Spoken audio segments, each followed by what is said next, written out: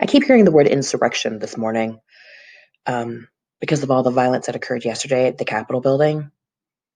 This word carries so much history and such a particular semiotic meaning for this country, because we were founded on insurrection.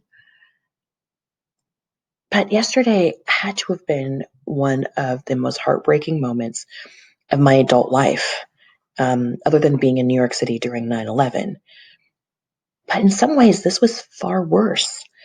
Not because we lost more lives or anything, but because this was Americans showing hate to other Americans. And I know hate. I have felt hate. I was born in another country and I came to America as a 3-year-old child. And I live in New Jersey now, but I grew up in Tennessee, which you can probably guess if, you catch my accent every so now and then. But that was not a place that was great about people who didn't look like them. And I don't know if you know what it's like to grow up in a place where literally somebody references you by your race every day. Literally every day. Entire groups of people didn't call me by my name. Instead, they used like a derogatory nickname, something that sort of made fun of the way my name sounded. It was like a nonstop barrage against my identity in my most formative years. I've had my house graffitied. I've had my yard papered.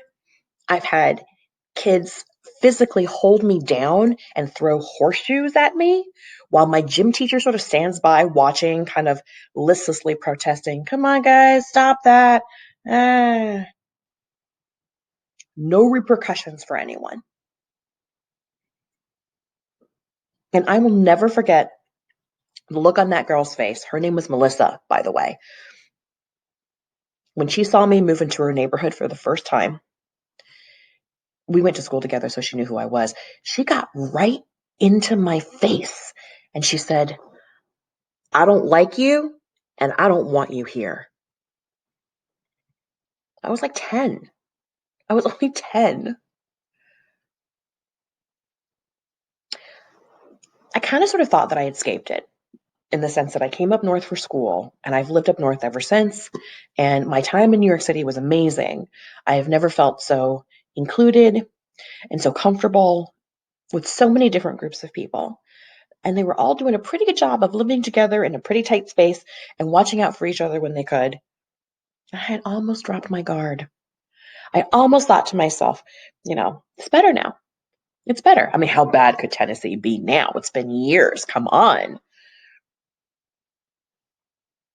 So when my father died a few years ago, um, I drove to Tennessee by myself for his funeral, and I stopped in Bristol, Tennessee. That's usually where I stop for snacks and I take a rest and a walk around. And as I was walking across the parking lot,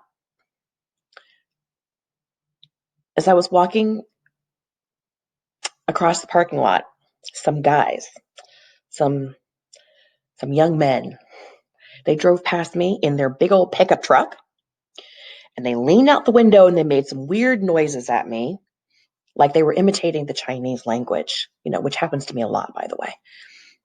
And then one of them threw a drink on me, like a big gulp on me.